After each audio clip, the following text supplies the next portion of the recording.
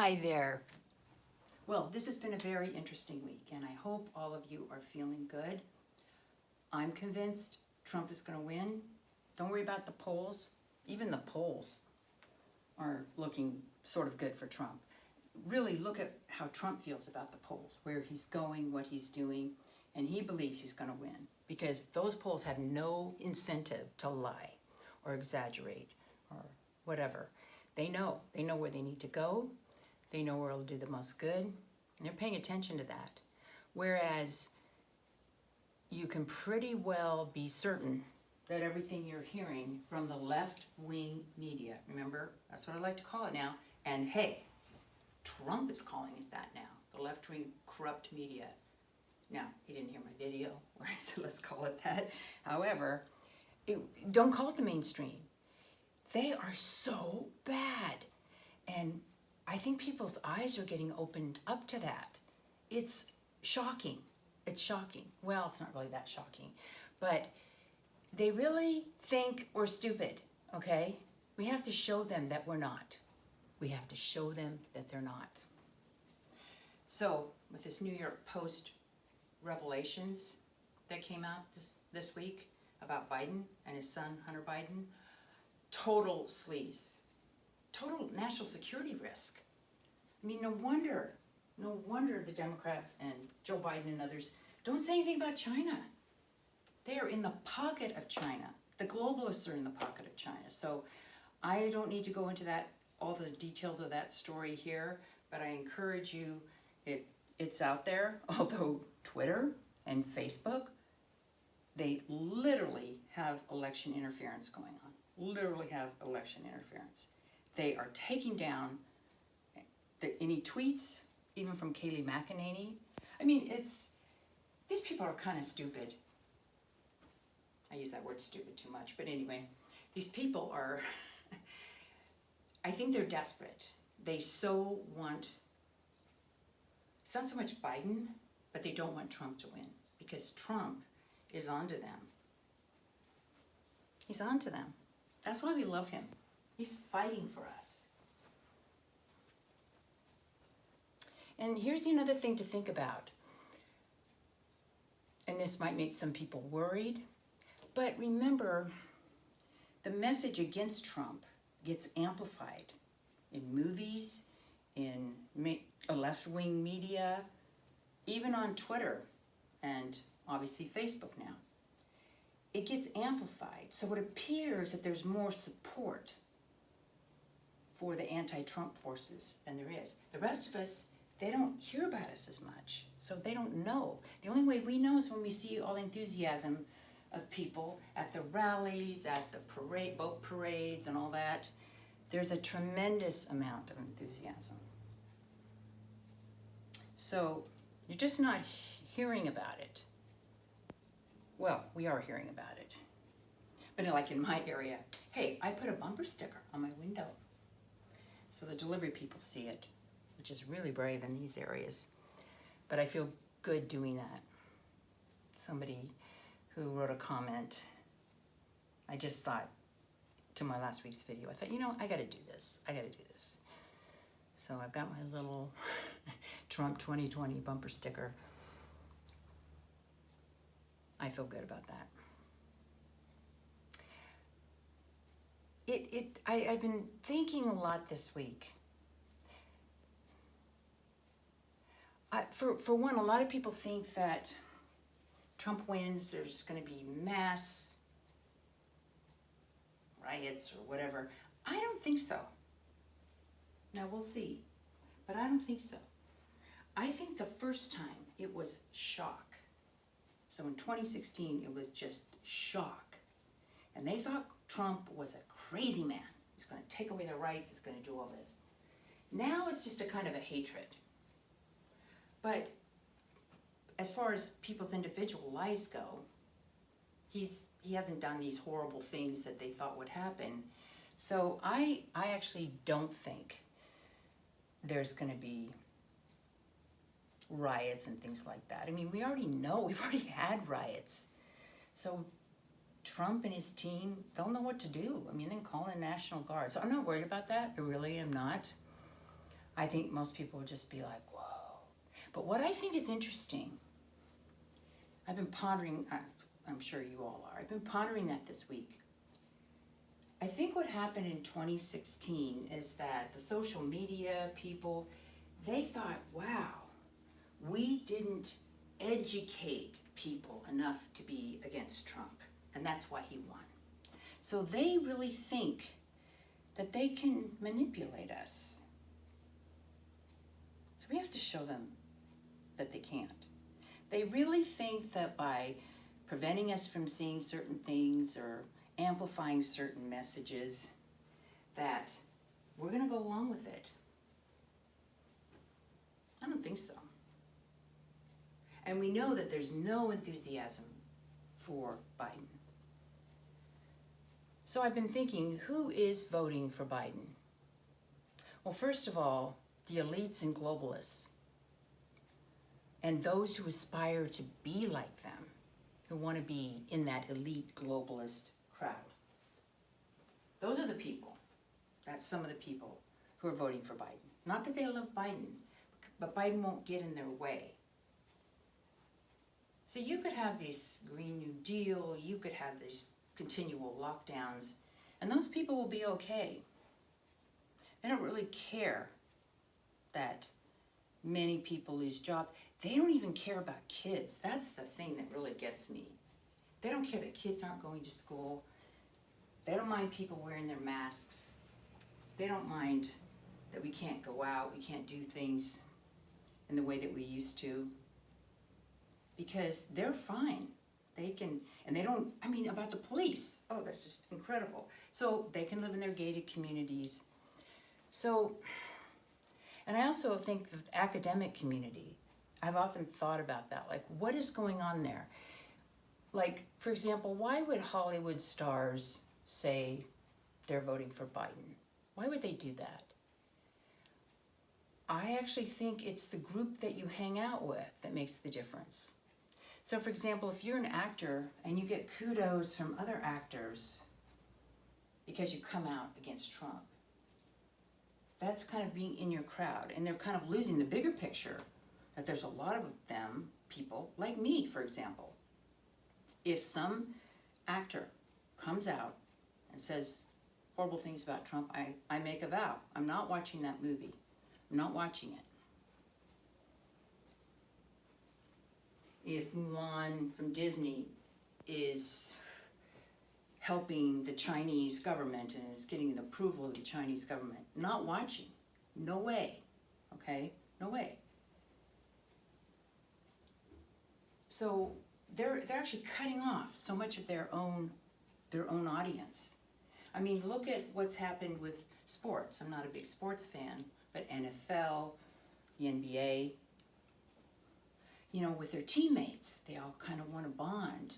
So they do their kneeling thing.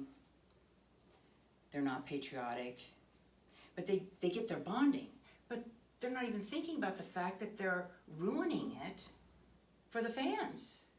They forget who makes them rich, who supports them. So when we tell them, no, we're not supporting you if you do that, they'll learn eventually. So that's one of the people, one of this set of groups. And I'm seeing more and more. I could go into detail, but there's a lot of good YouTube videos about this. I tweet some of them. It's kind of my theme in my tweets. I try to tweet things that talk about the connection between the whole climate change alarmism and COVID, the COVID lockdowns, and what this whole global reset they're trying to do. Where really there's so many elements to it, like no borders really. I mean, when you think about it, what does that even mean? It's like you don't really have a country, but you have these global elites that are kind of deciding things for everybody. And they so admire China. That is just, you know what President Trump has done, I know for me, he's made me more patriotic. And I think he's awakened the patriotism in many, many Americans. see that in some of these walkaway videos, and I mean, all across, all kinds of people, they really value being an American. And we're more open about that. So there's a lot of good stuff. We are not, it's like waking up a sleeping giant. We're going to show our power on November 3rd. Trump wins big, and I really hope, I haven't been following that as closely, that we keep the Senate and take the House back. Because then we can really, really do stuff. And I'm convinced that Trump will do a lot once he gets his second term going. Here's another thing. I want Trump to win the popular vote. That'll help. So even in California, he won't get the electoral votes in California, but he's going to get a lot more people voting for him this time. A lot more. And we don't really know how big that's going to be. I mean, look at the whole pro-life community. They love President Trump. He's been the best advocate for them and for that position. And now, let me go back to the people that are voting for Biden.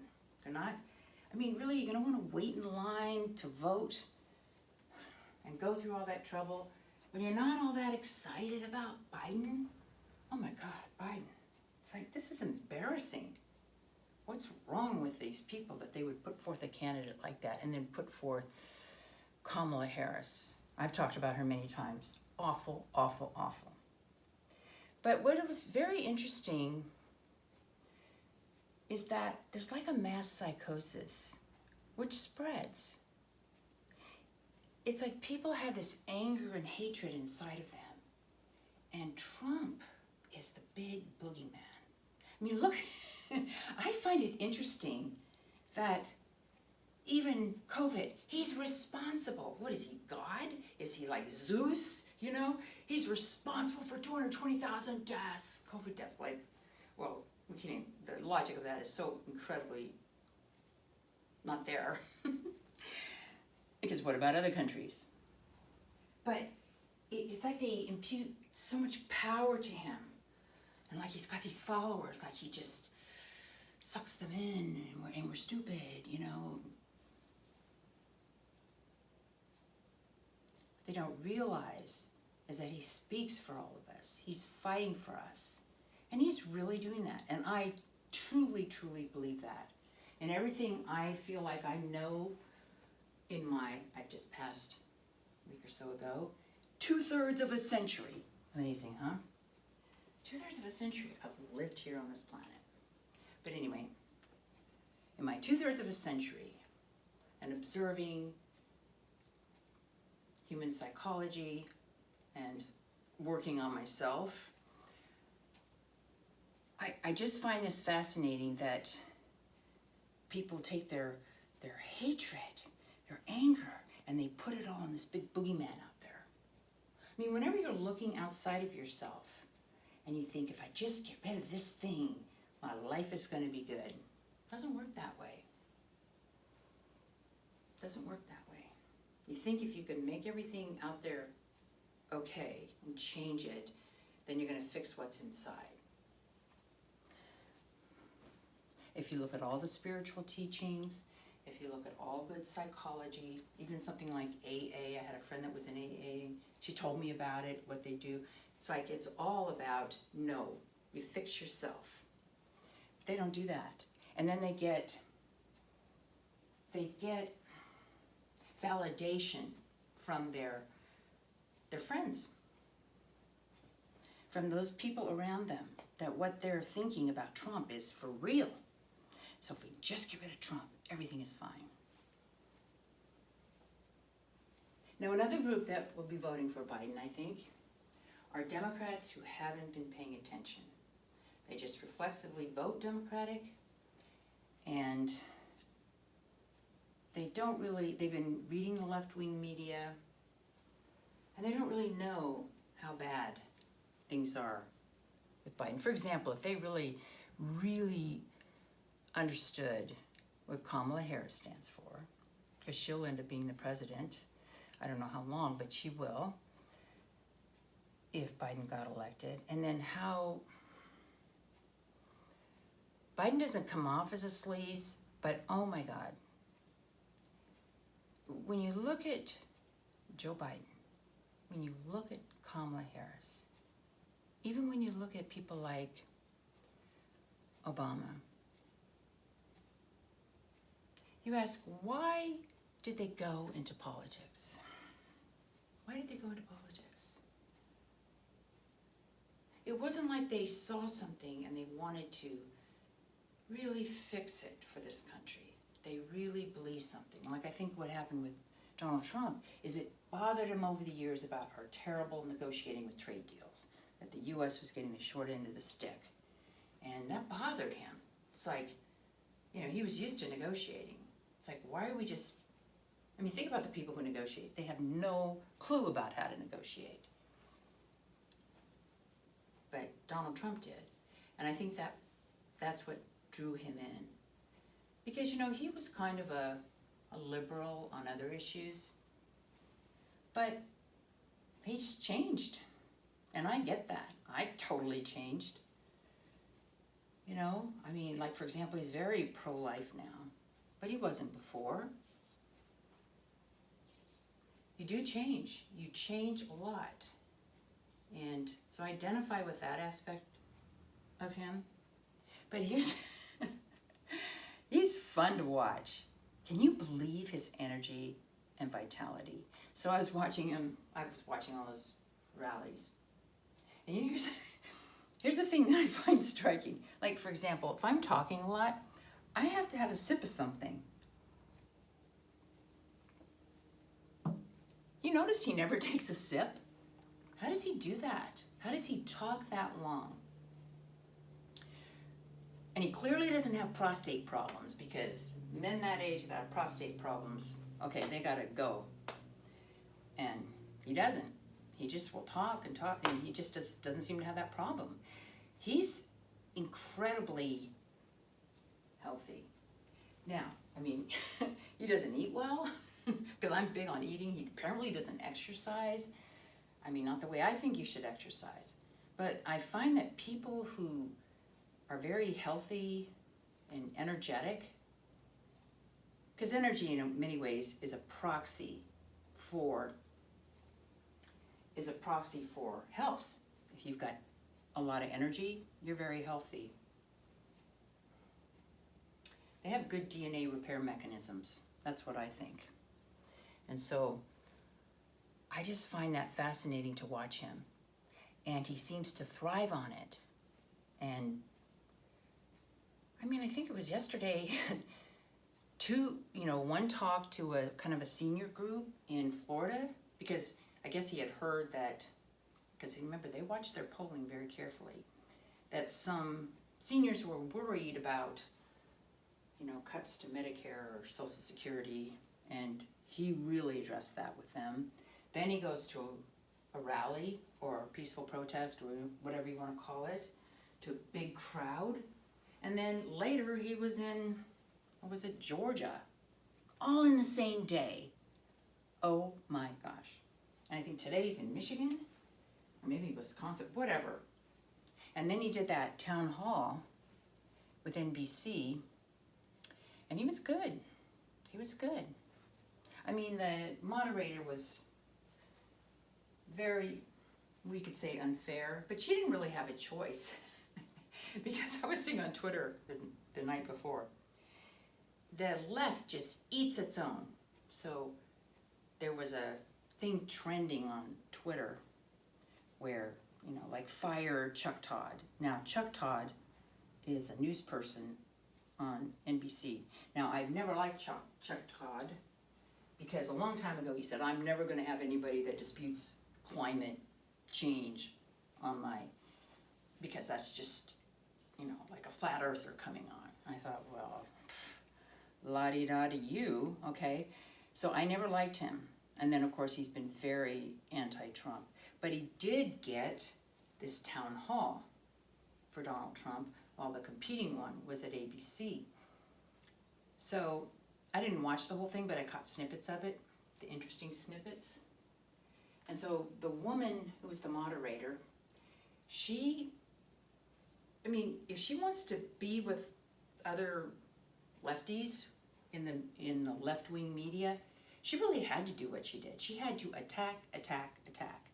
But in the process, it showed Trump in a very good light, I thought. And that's just not my thought, that's others' assessment. And I think he did very well. And Biden there was another town hall on ABC with George Stephanopoulos moderating. And the softball questions were just crazy. Crazy. Again, these people at these networks, they have to live with their crowd. They're not really free to speak out. There's a real freedom that comes when you just say, I'm done, and I'm going to the other side. Like those on the walkway, they're afraid to speak, they're afraid they're gonna get criticized, and then when they walk away, it's like, wow, I've got all these friends on the other side, and I can speak my own truth. It's a very freeing thing. Now, many of you know, I mentioned it before, this is all kind of interesting to me because when I worked on the Clinton campaign in Little Rock in 1992, the person I officially reported to was George Stephanopoulos. I had two other kind of bosses, so it was a small group. But I would kind of write a report for him every day. And he was the one that originally called me when I first got involved with the campaign. Called me when I was at RAND and said, we'd like you to be on our foreign policy defense team. So that was in October of 1991 when he first called me. So it's just kind of interesting for me to see how this has all turned out. So I think this is going to be very interesting because, I encourage you not to be worried. Don't be worried. Because we are either going to show them or we aren't.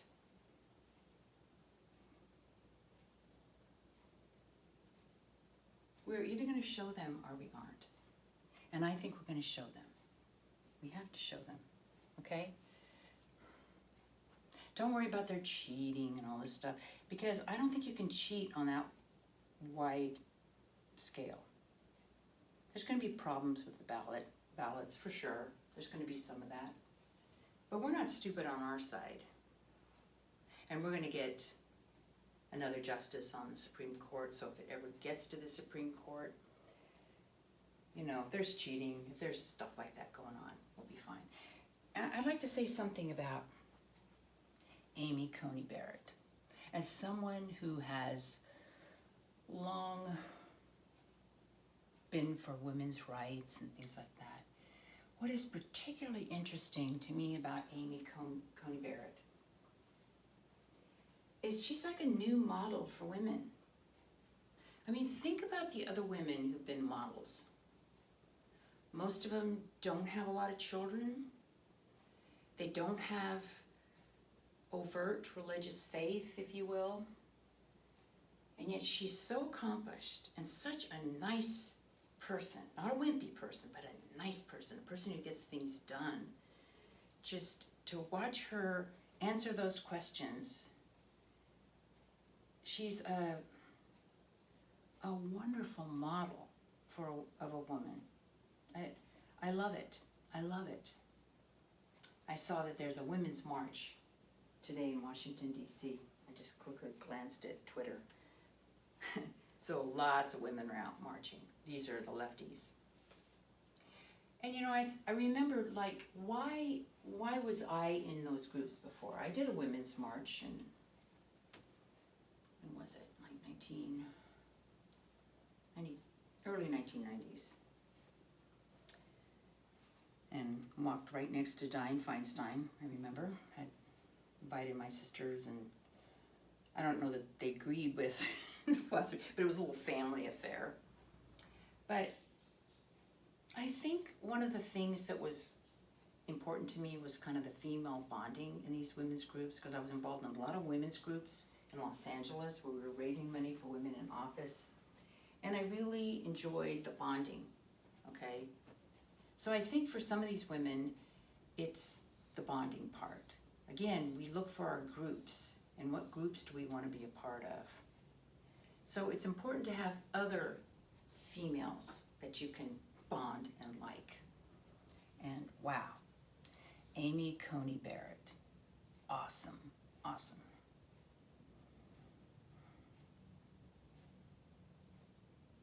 And here's another thing I was thinking about this week. Because I see some of you, when you write comments,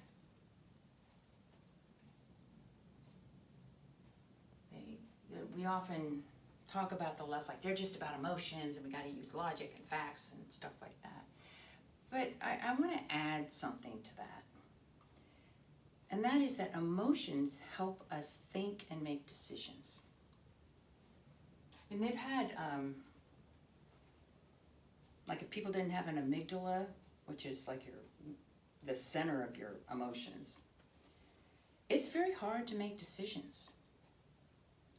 I mean, if we were like Dr. Spock on, not Dr. Spock, Mr. Spock. If we were like Mr. Spock on Star Trek, where you think logically, we would be paralyzed. There's been many, many studies that have shown this, that one of the ways in which you make quick decisions is because of emotions. So emotions are a tool. And sometimes they lead us in the wrong direction, but you can't ignore it. What I have found in my background or history or helping myself is you have these emotions that make you want to go in a particular direction, and then your brain comes up with rationalizations for it. So let's say take a leftist, for example. They hate Trump. They hate him.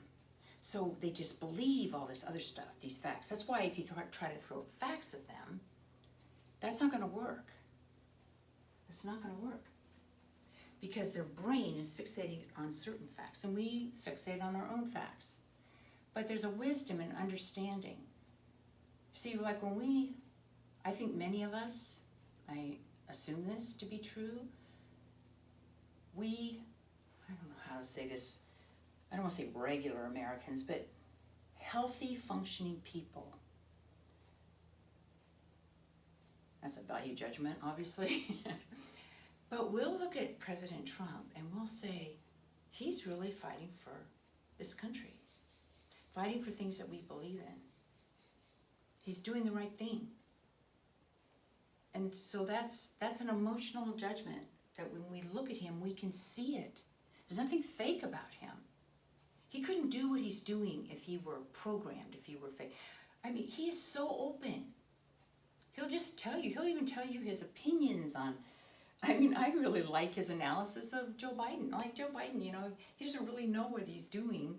He's just, he's got very good insights. That's why I love to listen to him. You know, he's been there. He understands how the whole money thing works, and you give money here and you give money there. And he says, I don't want to take their money because, you know, they want to, then it's just how it works. You get a favor or whatever. So I think we look at him and we say, wow, he's for real. I mean, haven't you noticed that? So a lot of times it's important to just say, how do I feel about this person? Because you are picking up so many things that you're not even aware of consciously. But something's telling you, wait, something's not right here. I mean, I've used that all my life. I mean, I sort of just have a sixth sense about, let's say, men, okay? I can just say, something's not right here. And you almost can't put your finger on it. And then later you find out, yeah, that guy was really bad for whatever reason. And as a result, I've really never had bad relationships, seriously. Because even if you can't put your finger on it, you know.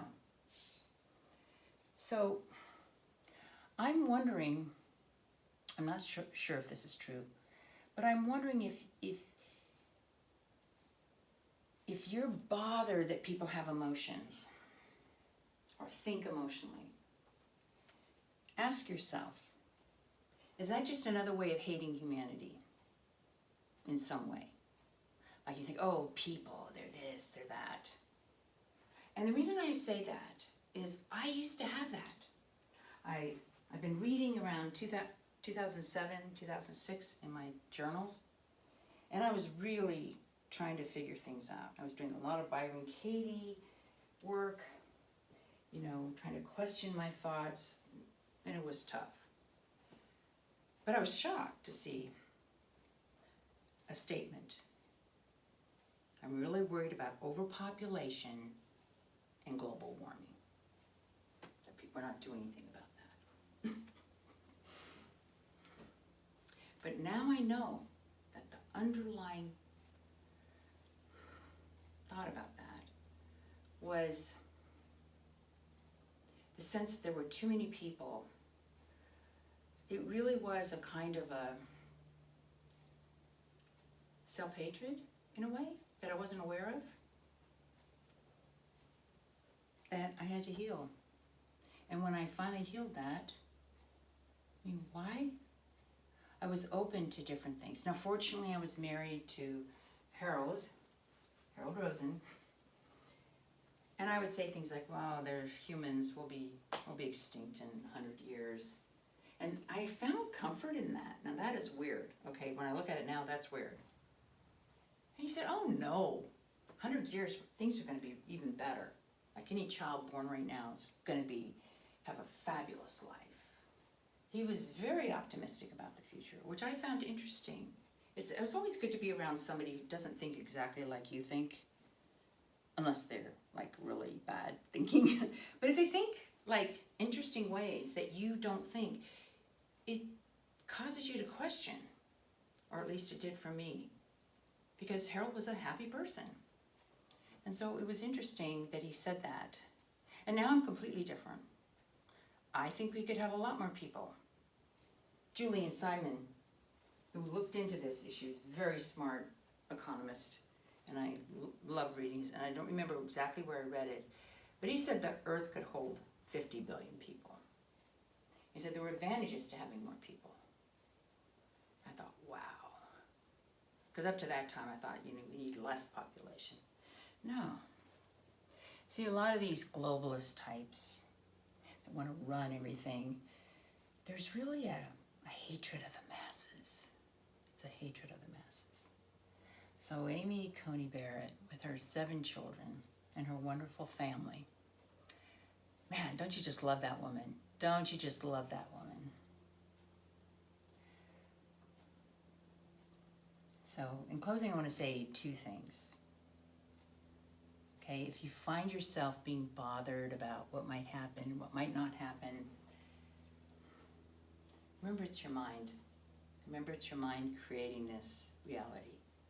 You're going to see what you're going to see. I mean, I said in closing, I went to the DMV to get my license plate.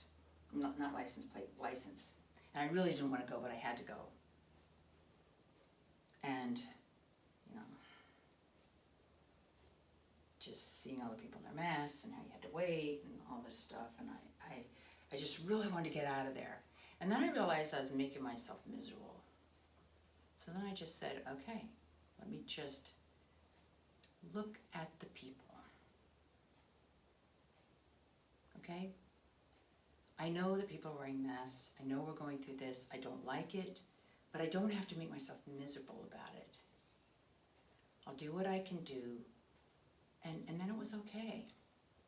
I had a nice chat with the women who was sitting behind. I'm thinking, she's got to wear that mask all day. She's sitting there doing this. I said, you know, so I said nice things, you know, to like, wow, you know, you've been doing this all day. And she goes, yeah, I get off in an hour. I go, that's great. I said, wow, this is really efficient, because once I got my number, got in the line, it was very quick. But another time I was at because if I go on Sunday and run at the park, there's a lot more masks, I guess because it's Sunday and so families, and so you just see all these people in masks. And I remember I was reading thinking, dystopian nightmare. But think about it. It's the mask that made it a dystopian nightmare for me. But it was my brain doing it. There's the beautiful ocean, the beautiful park. There's all kinds of things I could have focused on, but I was just seeing the masks.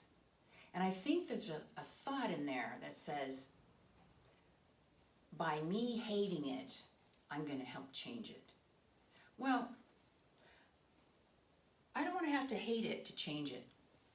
I want to be against it, do what I have to do, but I'm not going to fill myself with that kind of energy. So I got over it. I need to question those thoughts. Dystopian nightmare. Why am I saying this? It's not a dystopian nightmare. I have a great life. And I just disagree. And we're going to get through this. We're going to do it. More and more information is coming out about how masks don't help. Like I read somewhere where 85% of the people who got COVID said they wore the masks almost all the time. It doesn't help. People wear the masks, they still get this COVID. And by the way, I just think we should just let COVID spread, because if it spreads throughout all the younger people who it doesn't really affect, I mean, this is how all pandemics go. This has been an experiment that has gone completely awry. Completely awry. The globalists really had this all set up, all kind of planned for this pandemic response. And it's terrible, and we'll never do it again. And at least in the next 4 years, Trump is president, we'll never do it. Ron DeSantis said in Florida, he'll never do it again. We need to not ever do this again. It's not the way. So,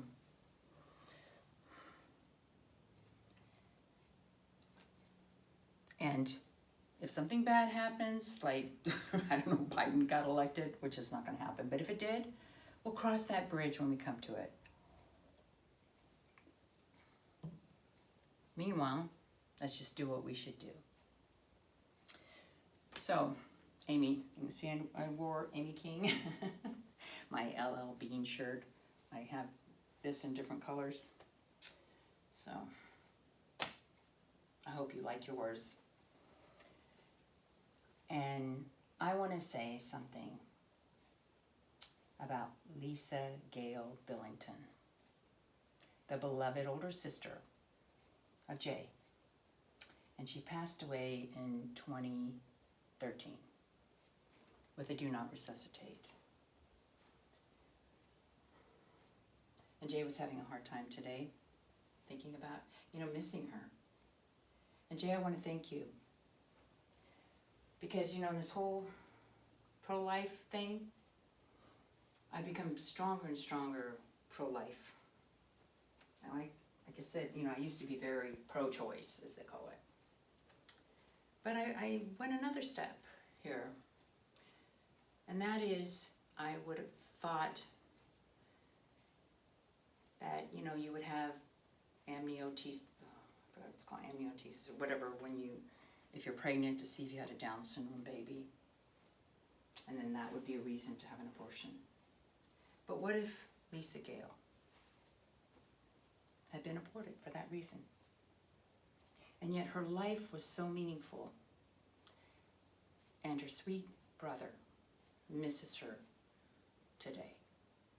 Her life had meaning. Everybody's life has meaning. So now I'm of the thought that even if you had a Down syndrome baby, no. Her life was important. So all of us, and she's not forgotten, okay? Lisa Gale Billington, you are not forgotten. Thank you, Jay, for that. Have a great week. It's very exciting what's going on, and we're going to win. Bye now.